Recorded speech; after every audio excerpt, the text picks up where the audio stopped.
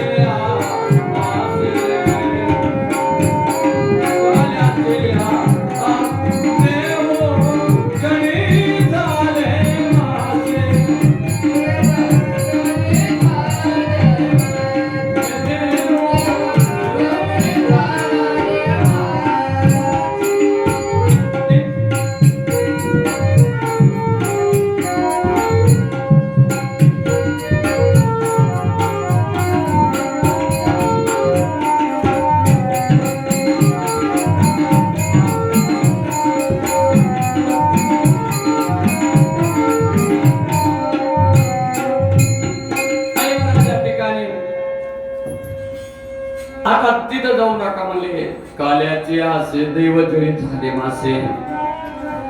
म्हणून आजपासून म्हणले यमुना वर्ज केली. 3 दिवस येऊन देव बसले पाण्यामध्ये आणि 3 दिवस वाट पाहिली महाराज. पण या ठिकाणी कृष्ण परमात्म्याने गोपाळ जाऊ दिले नाही. आणि मग ब्रह्मदेव या ठिकाणी आलेला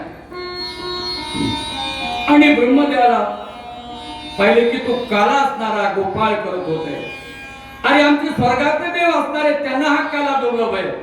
तू का म्हणे काला वैकुंठी दुर्लभ विशेष लाभ संतासने आम्हाला काला मिळत नाहीये.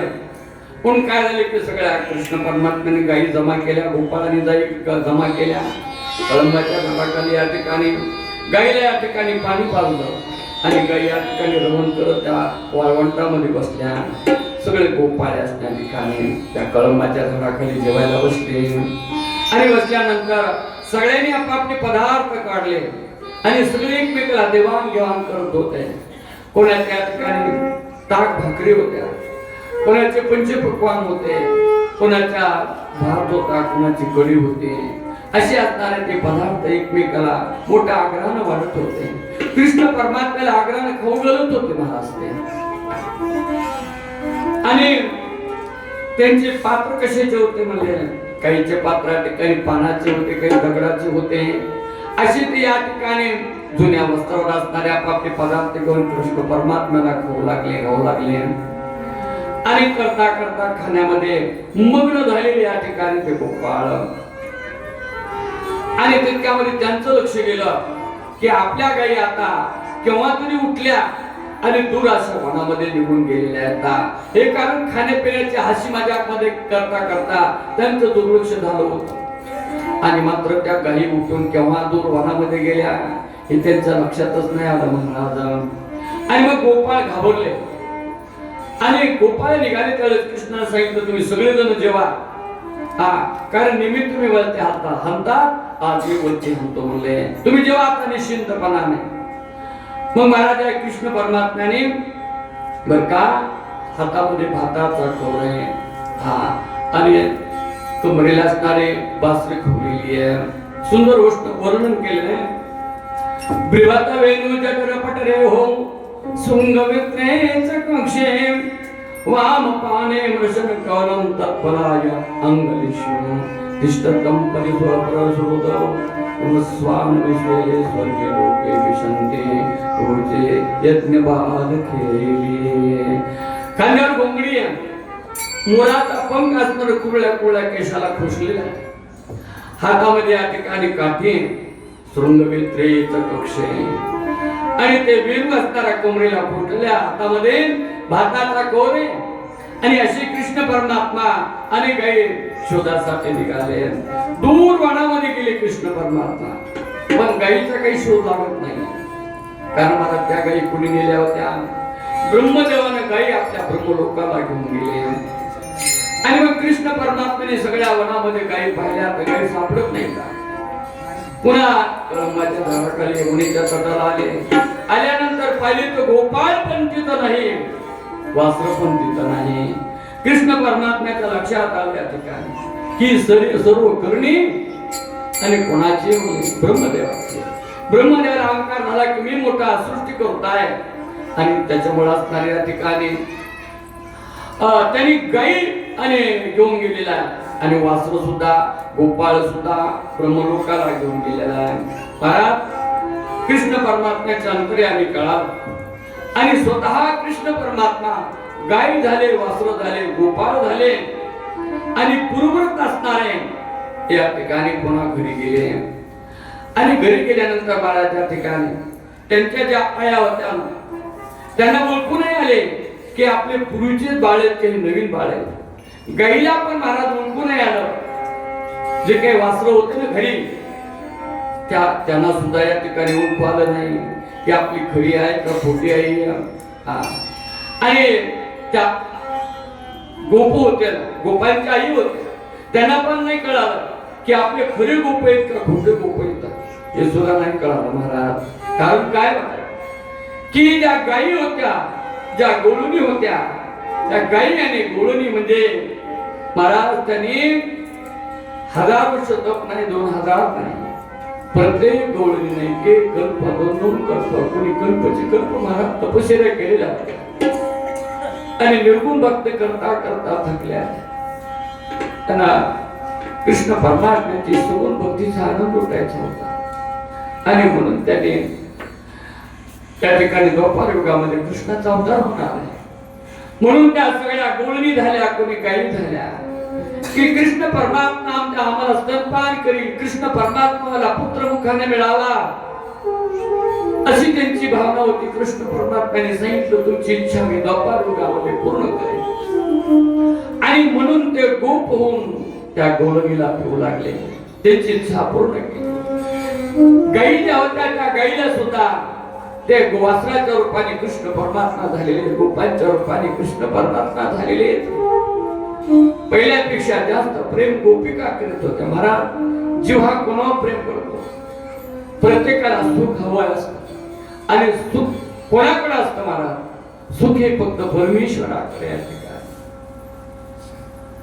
सुख रूप ऐसा तुला कोणी सांगा, माझ्या पांडुरंगा सारी करतो. पांडुरंगाजवळ आनंद आहे, पांडुरासारखा सुखरूप कोणी नाही. म्हणून सगळ्याला आनंद भोगत होता महाराज त्या ठिकाणी, कोणाला ओळखू नाही आला. आणि एकदा आता असा हा खेळ त्यांचा 1 वर्ष चालत राहिला. आणि मग एका वर्षाला फक्त 2-3 दिवस बाकी होते. म्हणले कृष्ण बळीराम दादा त्या ठिकाणी गाई घेऊन वनात गेले. तो गोपाळ येतात, सगळे जण येतात. पुढे गाई येत, मागे वासरे येत, त्याच्यावर गोपाळ आहेत, त्याच्यावर बलराम दादा, कृष्ण परमात्मा आणि दूर अशा वनावर गेले. तो त्या ठिकाणी गोवर्धन पर्वतावर गेले. आणि गेल्यानंतर बलराम दादाच्या लक्षात आलं, हा हे कृष्णा, अरे सगळी तू अलौकिक असणार या ठिकाणी तुझं स्वरूप आहे. सगळं काही तू त्या ठिकाणी स्वरूप धारण करतोस. इथं न कुणी स्त्री, न कुणी पुरुष, न झाड, न वृक्ष, सगळा कसा देवा तूच आहेस अशा प्रकारे. आणि सगळे तू अनंत रूप धरतोस. कोणाला कळत नाही तुझी शांभवी माया ही कोणालाच कळाली नाही महाराज या ठिकाणी. आणि ब्रह्मदेव पण हंसावर बसून आले वरती. त्याला वाटलं आता कशाचा काल आला, कशाचं काय आलंय महाराज या ठिकाणी. हा तर पाहतात तर पुन्हा जशास या ठिकाणी काला चालू होता. गोपाळ खेळ करत होते, कृष्ण पुन्हा राज देत होते, गाई चरत होत्या, सगळं काही आनंद झाला तसा होता. आणि अशा प्रकारे या ठिकाणी ब्रह्मदेवाला वाटलं आता मग ह्या गाई खऱ्या, हे गोपाळ खरे, हे वासर खरे किती असणारे या ठिकाणी माझ्या ब्रह्मलोकामध्ये जे काही गाई वासरे येतात ते वासर खरे येतात. त्या गाई खऱ्यात का हे खरे, त्याला काही कळत नाही, संभ्रमित झाला तो बरं का. आणि पाहता तर सगळे कृष्ण परमात्म्याच्या त्या प्रत्येक गाई वासरामध्ये त्याला कृष्ण परमात्मा दिसत होता. त्याला न वासरू दिसू लागलं, न गाई दिसू लागली, न गोप दिसू लागला, सगळे कृष्णाचं स्वरूप दिसू लागलं. कोणाला? ब्रह्मदेवाला महाराज. देव झाले अवघे जन, देव झाले अवघे जन.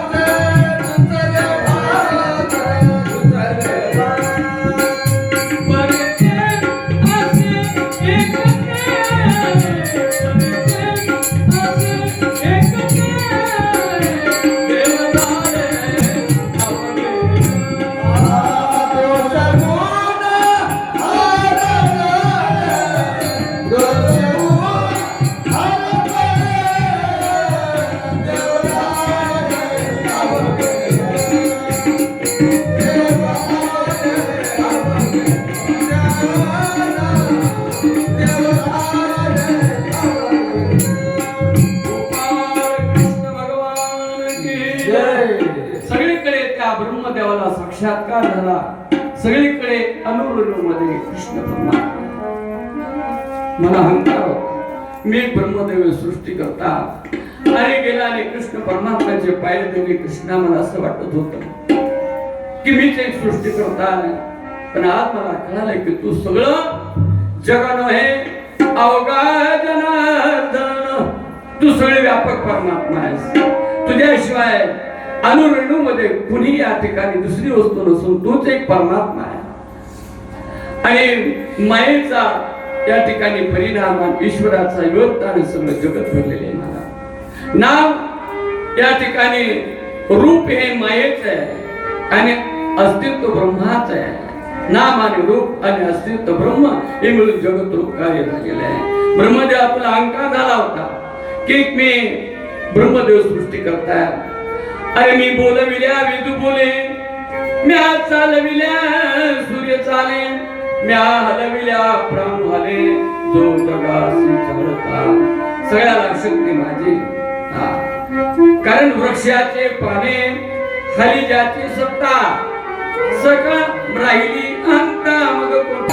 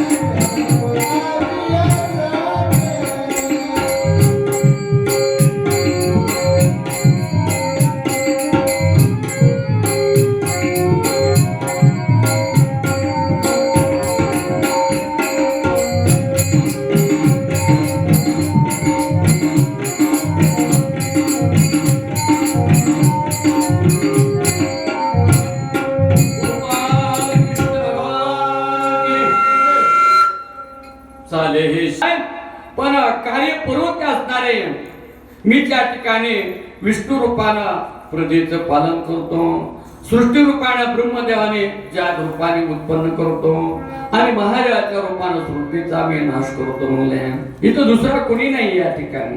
सगळा महादेवचे अंश आहेत. मम अंश जीवलोके जीवभूत ब्रह्म सनातना, सर्व माझे अंश जीवभूत. आज मी सगळ्या ठिकाणी चालवतो. अशा प्रकारे त्याचा अहंकार गेला ब्रह्मदेवाचा आणि तो नमस्कार करून निघून गेला. फार मोठी स्तुती केली ब्रह्मदेवाने. यानंतर मला एके दिवशी आणि नंतर मग ते गोपाळ जे होते ना पुन्हा घरी गेले आणि घरी गेल्यानंतर ती गोष्ट 5व्या वर्षात ते 6व्या वर्षामध्ये सांगितले म्हणले. अशा प्रकारे सुखाचार्य महाराज राजा परीक्षिताला एक कथा सांगतात. एकदा काय झालं आणि कृष्ण परमात्मा सकाळीच गेले आणि सकाळीत गेल्यानंतर गायी चारल्या. चैत्र महिना होता, भयंकर ऊन पडलेला आहे आणि खेळे गाईला चोरून तहाना लागल्या. चैत्र महिना भयंकर ऊन आहे आणि मग या ठिकाणी त्यांचे नरडे कोरडे पोडे पाण्या वाचून आणि सारख्या गायी धावत होत्या पाणी पिण्यासाठी. आणि करता करता महाराज त्या यमुनेच्या गावामध्ये एक कालिया नावाचा राक्षस ते नाग असणारा आणि त्या पाण्यामध्ये येऊन राहिला होता आणि त्यामुळे ते पाणी विषानं सगळं या ठिकाणी इतकं विषारी झालं होतं की त्या काठावरले सगळे झाडे झुडपं सुद्धा जळून गेले होते. वरून जर पक्षी गेली तर पक्षी आहारून मरत होते. इतका तो विषारी कालिया नाग होता. आणि त्या ठिकाणी अशोकवना त्या यमुनेच्या तटामध्ये पाण्यामध्ये तो राहत होता आणि या गाईला खूप तहान लागल्या आणि गाई गेल्या, गोपाळ गेले, पाणी पिले गटगट भरात. म्हणून शास्त्रामध्ये सांगितले की आपल्या इंद्रियावर या ठिकाणी ताबा ठेवा. ज्याचा इंद्रिय निग्रह सुटला त्याला मोक्ष कधी मिळत नाही. इंद्रियाचे कधी ऐकू नका. हे इंद्रिय कधी आपल्याला अधोगतीला नेते. म्हणून ताना लागल्या म्हणून कृष्णाला विसरले, कृष्णाला मागं टाकलं, देवाला आपण मागं टाकलं की संकट आपल्या समोर निश्चित उभं आहे. म्हणून देवाला कधी मागं टाकू नका. देव आपल्या समोर नेहमी ठेवा आणि त्याच्या नित्य देव समोर त्याला कधीही संकट येत नाही. ताना लागल्या कृष्णाचा त्याने विचार न करता ते गोपाळ सगळे यमुनेच्या काठाला आले. आल्यानंतर पाणी प्याले आणि मरून पडले सगळे महाराज. कृष्ण परमात्मा पाठीमागून आले तर गाई म्हणून पड्या, गोपाळ वासर म्हणून पडलेली, तर चिंता करू लागली. विचार केला की काय झालं असं. कृष्ण परमात्म्याने आपल्या कृपा दृष्टीने सगळा गाई गोपाळाला उठवलं आणि उठवल्यानंतर विचार केला की अदृष्ट नागाला या ठिकाणी ठेवायचं नाही. आणि म्हणून कृष्ण परमात्मा कळंबाचं जे झाड होतं, आता तुम्ही अशी काही शंका घेताल की त्या भोवताली सगळे वृक्ष वाळले होते आणि कदंबाचं झाड अजून सुद्धा आहे ते महाराज. त्या यमुनेच्या तटाला वृंदावनामध्ये गोकुळा कळंबाचं झाड अजून सुद्धा तसंच आहे बरं का. हा आता ते खूप जीर्ण झालेले पण तसंच आहे ते. 5000 वर्षापूर्वीचं झाड आहे की म्हणजे मग ते कसं वाळलं नाही, सगळे वाळले, ते कसं वाळलं नाही. आता जास्त मला विस्तारित कथा करायची नाही की गरुड महाराजांना जे त्या कदरूला द्यायला वापरताचा कुंभ आणला होता, तो कुंभ म्हणले त्या कळंबाच्या झाडावर ठेवला होता म्हणून ते त्याच्यावर ते थेंब पडले तर त्याच्यामुळे ते वाढत नाही म्हणले. सुंदर कथा आहे, आता ते सांगायला आपल्याला वेळ नाही. आणि कृष्ण परमात्मा कळंबाच्या झाडावर गेले आणि वरूनच उडी त्या पाण्यामध्ये मारली महाराज. त्या ठिकाणी जिथं लागला होता ना तो 400 कोस पाणी उंच गेलं म्हणले. आणि तो जागा झाला. त्यांनी पाहिल्या ठिकाणी की सुंदर एक असणारा बालक आहे आणि तो इथं मला माझ्या याच्यामध्ये कशाला प्रवेश केला म्हणून तो जागा झाला. इतकं पाणी उंच गेले की 400 कोस असणार ते यमुनेचं पाणी उंच गेलं म्हणले. आणि तो जागा झाला. भयंकर विषारी नाग, हजारो त्याला असणाऱ्या फणा होत्या आणि तो फणा वर करून कृष्ण परमात्म्याला ठाई देऊन करू लागला. आणि त्या कृष्ण परमात्म्याला त्याने अडकून टाकलं सगळं फणा. आणि मग हे गोपाळ उठले आणि पाहतात तर कृष्ण इथं नाही, कारण त्यांना उठून कृष्ण परमात्म्याने यमुनेत उडी मारली होती. आणि मग पाहिले गोपाळाने की कृष्ण इथं नाही, कृष्ण पाण्यामध्ये. मग एकमेकाला विचारतात ते पेंद्या सांगना हरीचा चेंडू, पेंद्या सांगना हरीचा चेंडू, पाण्यात गेला रे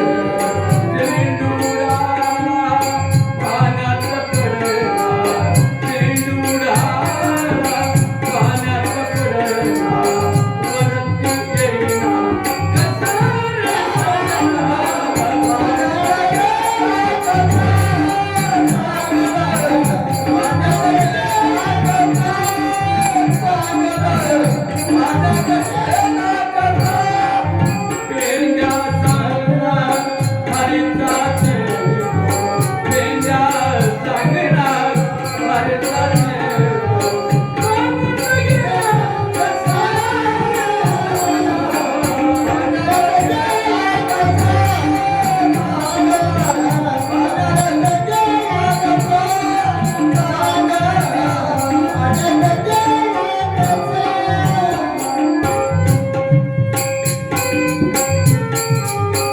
कृष्ण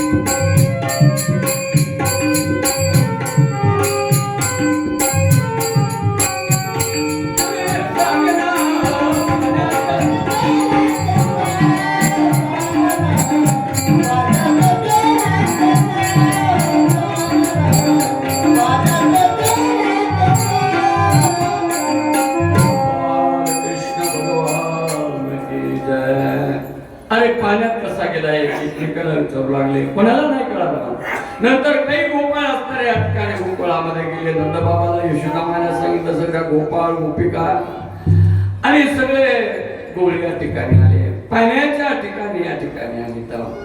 तर कृष्ण परमात्मा सगळ्या त्या कालिया नागाने अडकून घेतलेला आहे. यशोदाबा टाळून फुलते, नंदबाबा रडतात.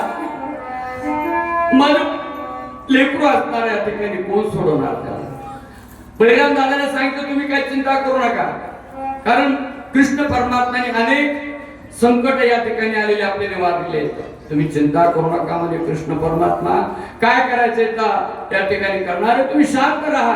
यशोदा मायला स्वतः बळीराम दादाने आश्वासन दिलं, नंदबाबाला आश्वासन दिलं, चिंता करू नका आई बाबा. पण त्याच वेळेस कृष्ण परमात्म्याने पाहिले की या ठिकाणी सगळे माझे वरचे आई बाबा यांनी खूप तप केलेले आहे आणि त्यांना दुःख देणे मला बरोबर नाही. आणि म्हणून स्वतःच या ठिकाणी शरीर फुगवलं आणि त्या फुगल्यामुळे ते तटातट तुकडे पडू लागले त्या कालियाचे. आणि महाराज या ठिकाणी तो मग बाजूला झाला आणि बाजूला झाल्यानंतर कृष्णाचा धनुष करू लागला. कृष्ण परमात्म्याने त्याच्या त्या हजार फणा होत्या, त्या हजार फणाऱ्या ठिकाणी पाय दिले, त्याला खाली पायाने दाबलं आणि त्याच्यावर ते नाचू लागले.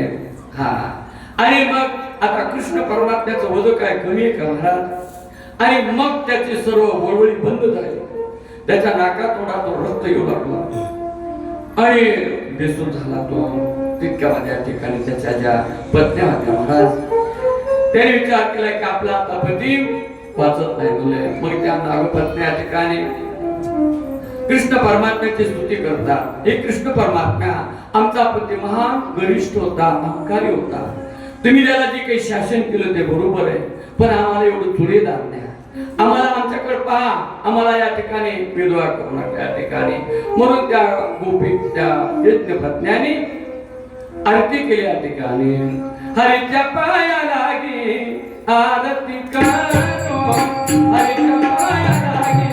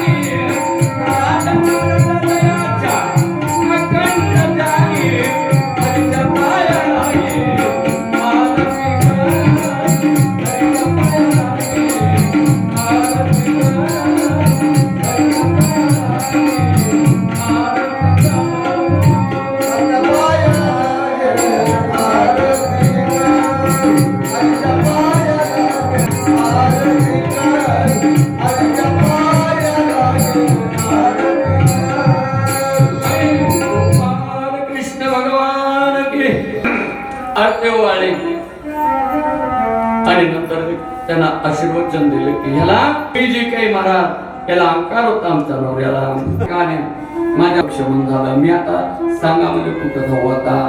म्हणे तू आता समुद्रामध्ये रमण स्थानामध्ये राहिला आता इथं राहू नको, कारण हे पाणी पिण्याची जागा आहे, जीवजंतू या ठिकाणी राहतात. आता मी आता तिथं कसं काय जाऊ म्हणले, कारण त्याला गरुडाची भीती होती. का गरुडाची भीती होती या ठिकाणी त्याला, कारण महाराज गरुडाचा आणि नागाचं पूर्वीपासून होईल म्हणजे तू मला मारील आता या ठिकाणी, म्हणजे तू नाही मारणार, मला जा मी सांगतो तुला. म्हणून त्याला रमण स्थानामध्ये या ठिकाणी त्याला राहायला जागा दिली. म्हणजे मग तो रमण स्थानातून इथं का आला होता काल्या यमुनेच्या गावामध्ये, तर ते सांगतात की म्हणले पूर्वी काळी गुरु इथं नेहमी यायचे कुठे या यमुनेच्या तटावर, आणि त्या यमुनेच्या डोहातले मासे खायचे बरोबर.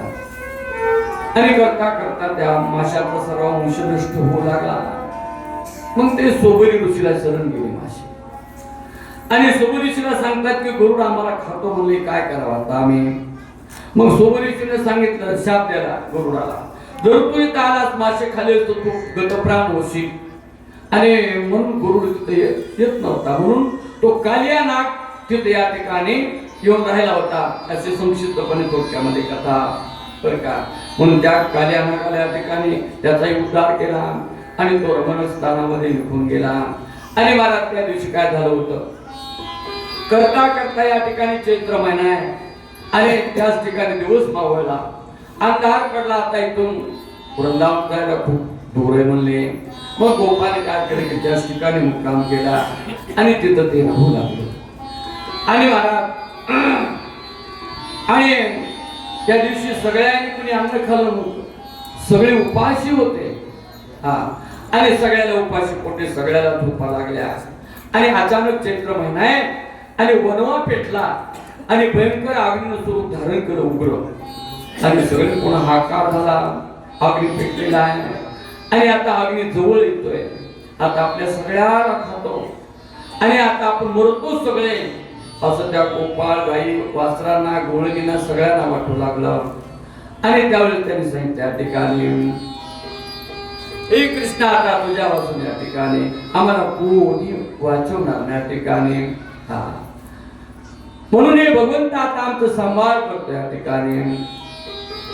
गोवर्धन गिरधारी रामा गोवर्धन गिरधारी भरी सभानो द्रौपदी धारी लाजो राख हमारे प्रभु जी लाजो राखो हमारे, असा दावा केला. आणि गोपाळ गाईला सांगितलं सगळे डोळे झाकले, सगळ्यांनी डोळे झाकले आणि कृष्ण परमात्म्याने जो पसरलेला 12 गाव अग्नी तो सगळा गळून टाकला म्हणले. आणि तो गेल्यानंतर सगळे जण उघड्यामध्ये डोळे, आता सगळ्यांनी डोळे उघडले. आणि मग त्यांना कृष्ण परमात्मा कोण आहे हे कळालं. अरे हा कृष्ण परमात्मा कुणीतरी देव आहे आणि त्यांनी आपल्यासाठी आपल्या गावंढळ लोकांमध्ये त्यांनी जन्म घेतला आणि आपल्यासाठी या पृथ्वीतलावर तो आलेला आहे, कुणीतरी देव आहे. म्हणून त्यांना मला त्या ठिकाणी कृष्णाबद्दल एक वेगळा अशा प्रकारचा भाव निर्माण झाला, कुणीतरी देव आहे. पण नंद बाबाचं आणि यशोदेचं पुण्य थोडं म्हणून कृष्णाचं गुणगात गुणगात गुणगात आणि या ठिकाणी घरी आले. आणि आल्यानंतर या ठिकाणी त्या दिवशी मग तेव्हापासून चैत्र महिन्यामध्ये गुढीपाडव्याचा जो सण होतो ना, तर तो सण असणारा सगळ्यांनी गुढ्या उभारल्या आणि या ठिकाणी गुढीपाडव्याचा सण तेव्हापासून सुरू झाला म्हणले. अशा अनेक राक्षसांचा वध या ठिकाणी केलेला आहे. त्यानंतर पुढे शरद ऋतूचं वर्णन येतं, वेणुविद्याचं वर्णन येतं. आणि महाराज